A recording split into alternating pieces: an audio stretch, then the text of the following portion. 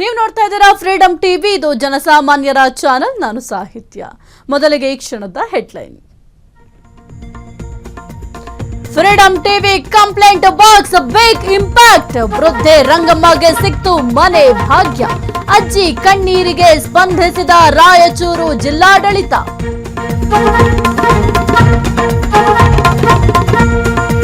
D Sudhakar ಆರೋಗ್ಯ ಸ್ಥಿರವಾಗಿದೆ. ಸಚಿವರು ಚಿಕಿತ್ಸೆಗೆ ಉತ್ತಮವಾಗಿ ಸ್ಪಂದಿಸುತ್ತಿದ್ದಾರೆ.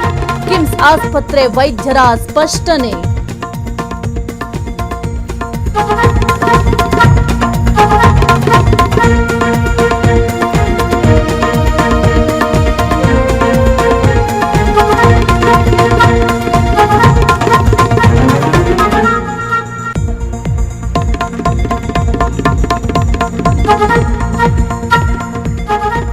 ಪಶ್ಚಿಮ ಬಂಗಾಳದಲ್ಲಿ ಪ್ರಧಾನಿ ಮೋದಿ ಸಂಚಾರ. ಕೋಲ್ಕತ್ತಾದ ಹೂಗ್ಲಿ ನದಿ ದಂಡೆಗೆ ನಮೋ ಭೇಟಿ. ಸಾರ್ವಜನಿಕರ ಜೊತೆ ಸಮಾಚಾರ.